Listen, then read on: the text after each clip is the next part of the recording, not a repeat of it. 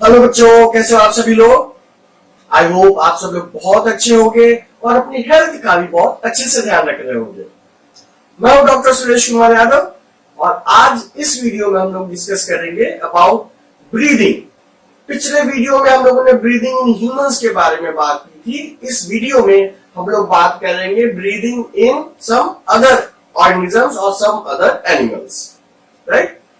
तो थोड़ा सा हम लोग जल्दी से पिछला वाला याद करने की कोशिश करते हैं, रिकॉल करने की कोशिश करते हैं कि आखिर ब्रीदिंग में क्या होता था। सांस लेना, फर्स्ट छोड़ना, यही तो ब्रीदिंग है।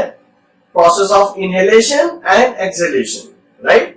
तो अगर प्रोसेस में देखें तो एयर हमारे नॉस्ट्रिल से होते हुए, ट्रैकिया से होते हुए लंग्स में जा रही थी, ठीक है, और सेम पाथ से वापस भी आ रही थी, लंग से होते हुए, ट्रैकिया से होते हुए और नॉस्ट्रिल से फिर एटमॉस्फेयर में रिलीज हो जा रही थी, है ना। फिर हम लोग ने फैक्टर्स की बात की थी कि भाई कौन कौन से फैक्टर्स हैं जो कि ब्रीदिंग प्रोसेस को फैसिलिटेट करते हैं।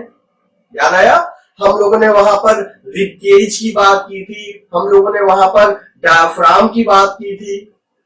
याद आया, डायफ्राम जब डूम शेप होता है, जब उसकी मसल्स कॉन्ट्रैक्ट नहीं होती हैं तो जो चेस्ट कैविटी है, जो थॉरेक्स कैविटी है, उसका वॉल्यूम कम होता है। रिब केज भी जब रिलैक्स कंडीशन में होगा तो दोनों का कंबाइन इफेक्ट क्या होगा, वॉल्यूम कम होगा, तो सांस आप तब अंदर नहीं लेते, राइट। जब डायफ्राम की मसल्स कॉन्ट्रैक्ट होती है तो डूम शेप से क्या हो जाता है, फ्लैटन हो जाता है। रिब केज के जब मसल्स कॉन्ट्रैक्ट होती है तो क्या हो जाता है, वो रिब केज बाहर की तरफ पुल आउट हो जाता है। एज ए रिजल्ट जो पूरा का पूरा रिब केज का वॉल्यूम है वो क्या हो जाता है, इंक्रीज हो जाता है। एज ए रिजल्ट जो प्रेशर है लंग्स का, वो डिक्रीज हो जाता है। एटमॉस्फेयर में ज्यादा प्रेशर, लंग्स में कम प्रेशर, एज ए रिजल्ट क्या होता है, एयर बाहर से अंदर की तरफ आती है, ठीक है। जब ये कॉन्ट्रैक्टेड कंडीशन से वापस से नॉर्मल स्टेट में आते हैं तो क्या हो जाता है, अंदर का प्रेशर बढ़ जाता है, बाहर का प्रेशर कम है तो अंदर से एयर बाहर चली जाती है, ठीक है। तो ये हम लोगों ने पिछले वीडियो में डिस्कस किया था। साथ में हम लोगों ने जो नॉस्ट्रिल्स हैं उसमें जो हेयर्स हैं, जो ट्रैकिया है उसमें भी जो सुडोपोडिया जो सिलेरी एपिथेलियम है, जो सिलेरी एपिथेलियम, उसका हम लोगों ने फंक्शन की बात की थी। हम लोगों ने स्नीजिंग की भी बात की थी कि आखिर स्नीजिंग क्यों होती है, ठीक है। तो आई होप ये सब आपको पहले से ही याद है। आज इस वीडियो में हम लोग अदर ऑर्गेनिजम्स की जो ब्रीदिंग प्रोसेस है उसको थोड़ा सा डिस्कस करेंगे, राइट। तो सबसे पहले हम लोग बात करते हैं कॉकरोच। आखिर कॉकरोच या कॉकरोच लाइक जो इंसेक्ट है, इंसेक्ट मतलब जो आप आसपास देखते हैं, ऐसा नहीं कि ये सिर्फ कॉकरोच में ही है, ऐसा कतई नहीं है। जो भी इंसेक्ट्स हैं, इंसेक्ट्स जब आप घर में देखते होंगे तो कहीं क्रिकेट दिख रहा है, झींगुर दिख रहा है, कहीं कॉकरोच दिख रहा है, कहीं लेडी बग दिख रहा है एंड सो ऑन। तो जो भी इंसेक्टा के मेंबर्स है, जो इंसेक्ट्स जिनको हम लोग कहते हैं, उन सब में ये प्रोसेस होती है, ठीक है। क्या होती है थोड़ा सा समझने की कोशिश करते हैं। भाई इनके पास नॉस्ट्रिल्स तो है नहीं, जैसे हम लोग एयर इनहेल करते हैं तो इनके पास नॉस्ट्रिल्स नहीं है, लेकिन इनके पास वैसे ही कुछ और अरेंजमेंट्स हैं। देखिए, अब फॉर एग्जाम्पल अगर हम एक कॉकरोच बनाने की कोशिश करते हैं, लेट्स सी कि अच्छा बनता है कि नहीं बनता है। तो फॉर एग्जाम्पल अभी हम बहुत कलाकारी नहीं दिखा रहे, हम जो समझाना चाह रहे हैं वो समझिए। बाकी लेग्स वगैरह हमने नहीं बनाए हैं, हमने सिर्फ उसकी बॉडी बनाई है, राइट। तो यहाँ पर होता है क्या, इसकी जो बॉडी होती है उसके साइड में यहाँ पर ओपनिंग्स होती हैं, यहाँ पर सर्कुलर ओपनिंग्स होती हैं। बॉडी की जो साइड लाइन है यहाँ पर ओपनिंग्स होती हैं। इन ओपनिंग्स को कहा जाता है स्पाइरिकल्स। इन ओपनिंग को कहा जाता है स्पाइरिकल्स। ये बिल्कुल वही ओपनिंग है जैसे हमारी नॉस्ट्रिल्स है, वैसे यहाँ भी आप इनको कह सकते हैं, क्योंकि यही फैसिलिटेट करते हैं जो एटमॉस्फेरिक एयर है उसको अंदर आने के लिए। क्या ये पॉइंट समझ में आया? ये बिल्कुल सिमिलर है टू आर नॉस्ट्रिल्स, क्योंकि हमारी नॉस्ट्रिल्स भी क्या करती है, जो एयर है उसको एक पैसेज देती है ताकि वो बॉडी के अंदर एंटर करे। In the same way spiracles भी वो ओपनिंग है जिससे कि एयर इंसेक्ट की बॉडी के अंदर एंटर करती है। हम लोगों के पास तो दो ही नॉस्ट्रिल्स है, देख लीजिए कॉकरोच के पास कितने सारे, ये तो बस डायग्रामेटिक रिप्रेजेंटेशन है, इससे कहीं ज्यादा होते होंगे, राइट। तो कहने का मतलब यह है कि जो ये सर्कुलर ओपनिंग्स इसके साइड लाइन में होती है, बॉडी के साइड्स में होती है, उसको हम लोग बोलते हैं स्पाइरिकल्स। और स्पाइरिकल का काम क्या होगा, जो एयर है, जो एटमॉस्फेरिक एयर है, उसको एंट्री प्रोवाइड करना। ठीक है। अब जैसे हम लोगों के केस में क्या था, हम लोगों के केस में कि एक नॉस्ट्रल से एयर ट्रैकिया से होते हुए लंग्स में गई और लंग्स में से वो ब्लड में डिजॉल्व हो जाती है और फिर पूरी बॉडी में सप्लाई होती है। यही तो मैकेनिज्म होता है ह्यूमन के केस में। यहाँ पर क्या होता है, यहाँ पर कोई लंग्स नहीं है, यहाँ पर कोई भी लंग्स नहीं है, बल्कि जो ट्रैकिया है, ट्रैकिया या जो विंड पाइप है, आप उसको समझ सकते हैं कि उसका पूरा का पूरा एक नेटवर्क है। ऐसे आप देख सकते हैं कि पूरे बॉडी में यहां से जिसे निकला हुआ है, ये नेटवर्क है, पाइपलाइन समझ लीजिए आप, कि जो एयर एंटर कर रही है वो पूरे बॉडी में वो डिस्ट्रीब्यूट होते फिर वो निकल रही है बाहर। तो ये पाइपलाइन जैसे समझ लीजिए, जैसे हम लोगों के घरों के आसपास या मोहल्ले में क्या होता है, वाटर सप्लाई होती है ना, एक जगह से पानी आ रहा फिर वो हर जगह डिस्ट्रीब्यूट हो रहा है। इन द सेम वे यहाँ पर भी है। अपने लंग्स में भी क्या है कि बहुत सारी ब्रांचिंग होती है अंदर। ठीक है। अगर हम ब्रोंक्यूल्स, ब्रोंक्यूलस, इन सब चीजों की बात जो आप आगे भी पढ़ोगे तो बहुत सारी मल्टीपल ब्रांचिंग। तो यहाँ पर भी वही चीज है कि जो स्पाइरिकल्स है वहां से एयर एंटर करेगी और वो बहुत देर तक डिस्ट्रीब्यूट होती रहेगी और फिर फाइनली किसी और स्पाइरिकल से एटमॉस्फेयर में रिलीज हो जाएगी। तो इस टाइम में हो क्या रहा है कि इस टाइम में जो ट्रैकिया है वही बॉडी फ्लूइड के डायरेक्ट कांटेक्ट में है, वहीं से ही गैसेस एक्सचेंज हो जाता है। जो काम हमारे लंग्स करते हैं इंसेक्ट के केस में, वही काम ट्रैकिया कर देते हैं। ठीक है। हमारे बॉडी में जो ट्रैकिया है उसका सिर्फ काम होता है नॉस्ट्रिल से लेकर लंग्स तक पहुंचाना। यहाँ पर ट्रैकिया का काम जो लंग्स के हमारी बॉडी में काम होता है वही काम यहाँ ट्रैकिया कर देता है कि जो एयर आई है उसका बॉडी फ्लूइड के साथ में गैसेस एक्सचेंज कराएगी, जो ऑक्सीजन एब्जॉर्ब करना होगा करेगा, जो कार्बन डाइऑक्साइड रिलीज करना होगा करेगा, और बाकी फिर एयर दूसरे स्पाइरिकल से वो निकल जाएगी। तो जो ट्रैकिया है, ट्रैकिया बेसिकली क्या है कि यहाँ पर ये आप ऐसे बिल्कुल समझ सकते हैं कि ये पाइपलाइन समझ लीजिए, एयर की जो पाइपलाइन है, अलग अलग डिजाइन आप कैसे भी कर सकते हैं, ये पूरी बॉडी में डिस्ट्रीब्यूटेड है। ठीक है।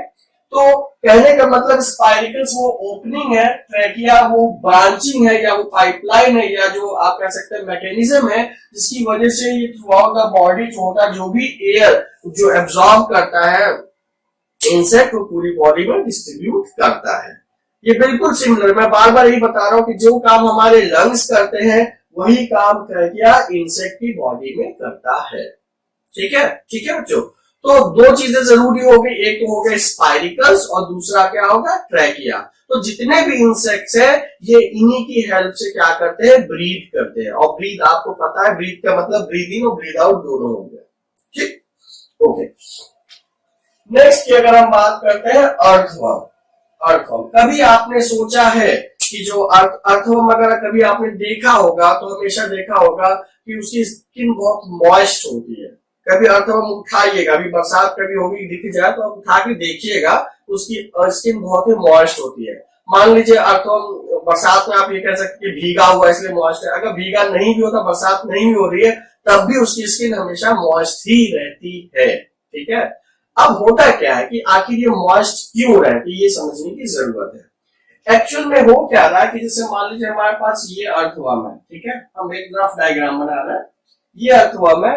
तो जो एक मॉइस्चर की थिन लेयर इसके बॉडी के चारों तरफ ये सिक्रीट करता है, ये जो मॉइस्ट लेयर है, जो मॉइस्चर की लेयर है, ये एक मैकेनिज्म है जिसमें कि जो भी गैसियस गैसेस, जो भी एटमॉस्फेरिक गैसेस हैं, वो इस सरफेस में एब्जॉर्ब हो जाती हैं। भाई आपको पता है कि जो गैसेस हैं वो वाटर में डिसॉल्व होती है, भले ही कम क्वांटिटी में होती है लेकिन होती है। ठीक है। अब क्या होता है कि ये भी मॉइस्चर मतलब वाटर ही है, तो जो भी आसपास की गैसेस होगी वो इसके थिन लेयर ऑफ मॉइस्चर में एब्जॉर्ब होगी। ठीक। उसके बाद से वो जो गैसेस है वो डायरेक्टली डिफ्यूज कर जाती है through the cell wall, sorry cell membrane, cell wall नहीं सेल मेम्ब्रेन। जो स्किन है, जो अर्थवर्म की स्किन है, उससे डायरेक्ट डिफ्यूज कर जाती है। मतलब कोई स्पेसिफिक हमारे पास में इस तरीके का अरेंजमेंट नहीं है, खाली एक मॉइस्ट लेयर है। मॉइस्चर में पहले क्या होगा, गैसेस एब्जॉर्ब होंगी और फिर वो स्किन के थ्रू ही क्या हो जाती है, डिफ्यूज हो जाती है। तो इस तरीके से जो है वो अर्थवर्म ब्रीद इन और ब्रीद आउट करता है।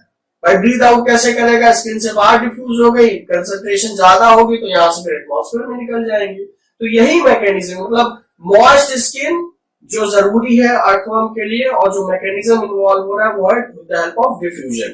तो पहले एटमॉस्फेरिक गैसेस उस मॉइस्ट लेयर में डिफ्यूज होती हैं। हम आपको थोड़ा और एग्जांपल से समझाते हैं। जैसे ये अर्थवर्म की हमने बॉडी बना दी, ये मॉइस्ट लेयर बना दी। एटमॉस्फेयर में ऑक्सीजन सपोज 20% है, सपोज, ठीक है, यहाँ पर कम होगा, यहाँ पर सपोज 4% है मॉइस्ट लेयर में, सपोज, ठीक है, ये ऑक्सीजन की बात कर रहे हैं। अगर हम CO2 की बात कर ले रहे हैं तो मान लीजिए यहाँ पर 0.03% है और यहाँ पर भी हम सपोज 4% है। तो आप देखिए कि यहाँ पर क्या है, यहाँ पर ऑक्सीजन की कंसंट्रेशन कम है तो ऑक्सीजन इसमें क्या हो जाएगा, डिफ्यूज हो जाएगा। यहाँ पर कार्बन डाइऑक्साइड की कंसंट्रेशन यहाँ पर ज्यादा है तो ये यहाँ से बाहर निकल जाएगा। तो सेम चीज क्या हो रही है, डिफ्यूजन हायर कंसंट्रेशन से लोअर कंसंट्रेशन होता है तो ये मैकेनिज्म चलता रहेगा। दूसरी चीज क्या है, इसके बॉडी में क्या होगा, ऑक्सीजन की कंसंट्रेशन कम होगी तो उसके बाद से फिर फर्दर ये एब्जॉर्ब हो जाएगा, क्योंकि as a result of respiration ये CO2 बना रहा है तो यहाँ पर CO2 कंसंट्रेशन ज्यादा होगी तो ये बाहर की तरफ डिफ्यूज हो जाएगा। तो यही मैकेनिज्म चलता रहता है, ठीक है। तो कहने का मतलब जो अर्थवर्म है वो ब्रीथ करता है with the help of moist skin और जो मैकेनिज्म होगा, जो प्रोसेस होगा, जो प्रिंसिपल होगा, that is with the help of diffusion. Next बात करते हैं फ्रॉग। तो देखिए फ्रॉग जो है, पहली चीज तो फ्रॉग की भी मॉइस्ट स्किन होती है, ठीक है। मॉइस्ट स्किन होगी मतलब वो स्किन से भी ब्रीद आउट कर सकता है या ब्रीदिंग कर सकता है। प्लस इसके साथ ही उसके पास में एडिशनल मैकेनिज्म होता है जो कि है लंग्स। तो मतलब जो हमारे पास जो फ्रॉग है जब तक पानी में है तब तक तो उसको लंग्स यूज करने की जरूरत नहीं है, स्किन से ही डिफ्यूजन काम चला दे रहा है। लेकिन अगर मान लीजिए वो जमीन पर है, ठीक है, तब वहां पर वो लंग से ब्रीथ करता है, मतलब डबल मैकेनिज्म है।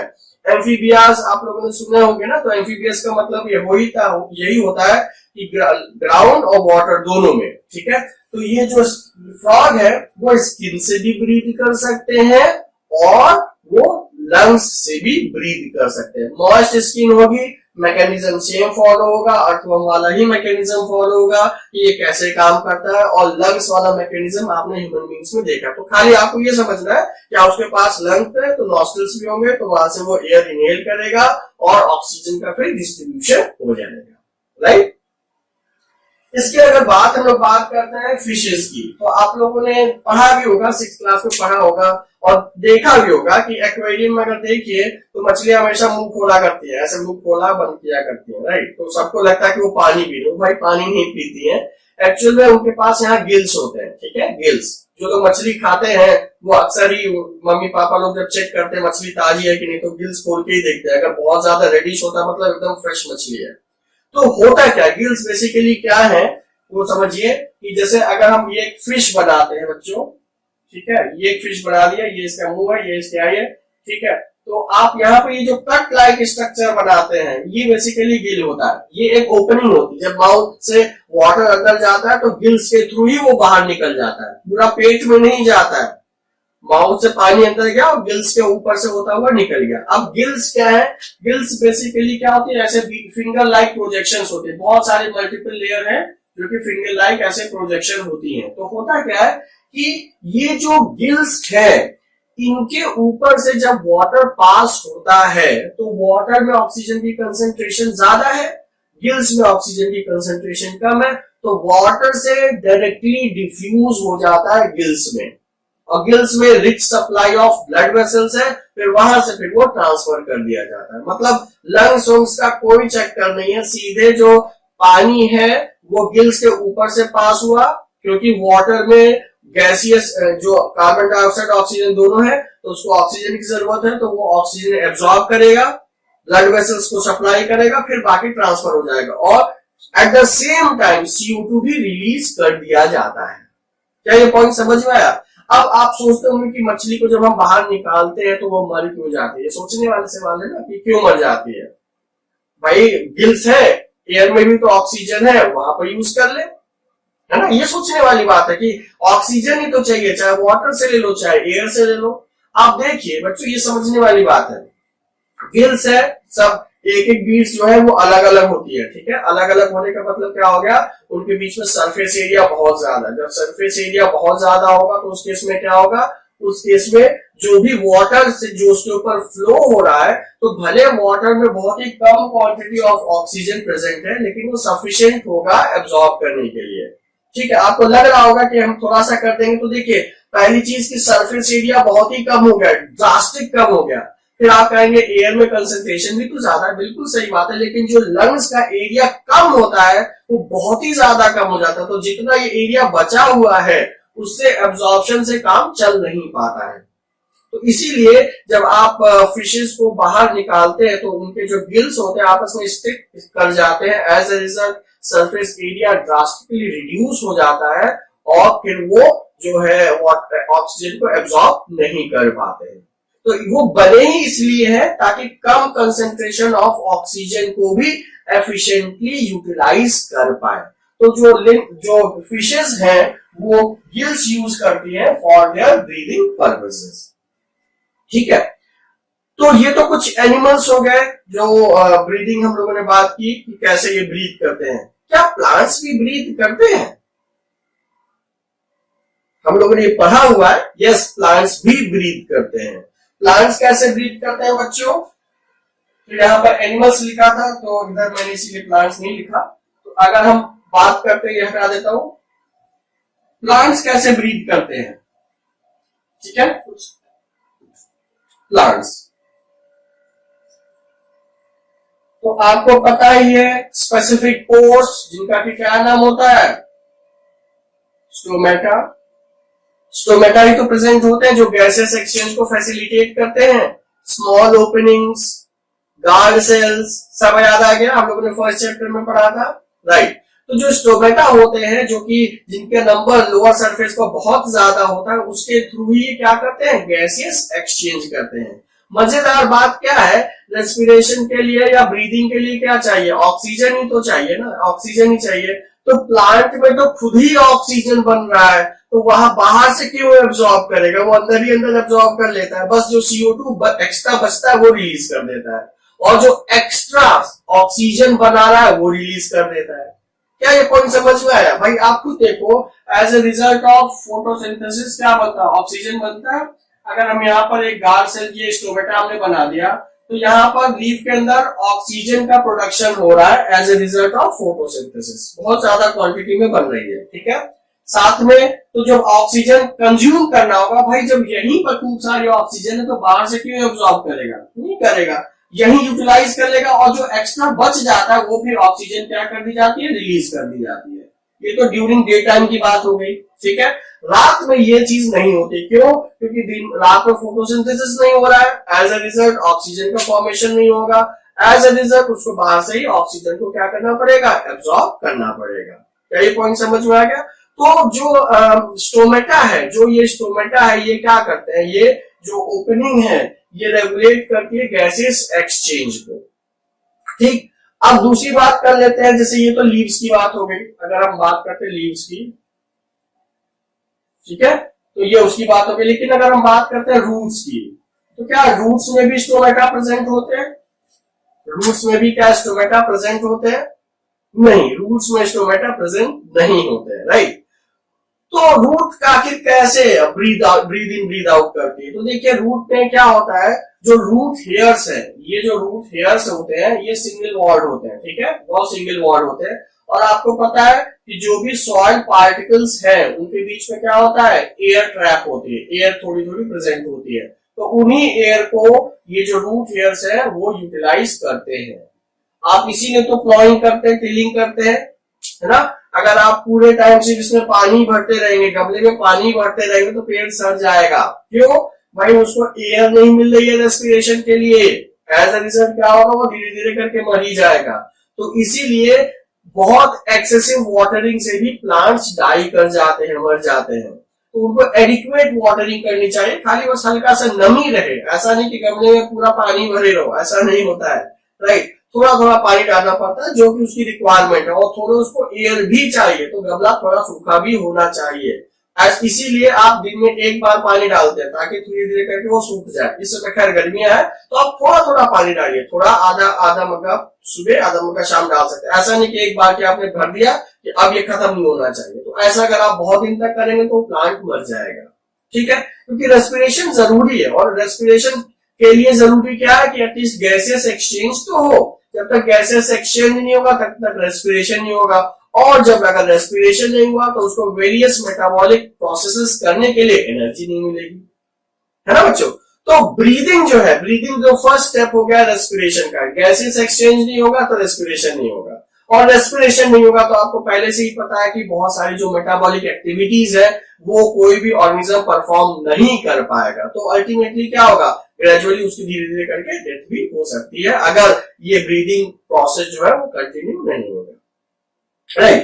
तो बच्चों आई होप आपको जो ब्रीदिंग है इन अदर एनिमल समझ में आया होगा। प्लांट्स का भी मैंने कुछ एग्जांपल दिया, देखो कुछ एग्जांपल है जो आपके बुक्स में भी मेंशन होंगे, तो आप इनको एक बार देखिए, इससे रिलेटेड क्वेश्चन सॉल्व कीजिए। कोई डाउट होता है तो आप कमेंट सेक्शन में मेंशन कर सकते हैं, उसको टेकअप किया जाएगा, ठीक है बच्चों।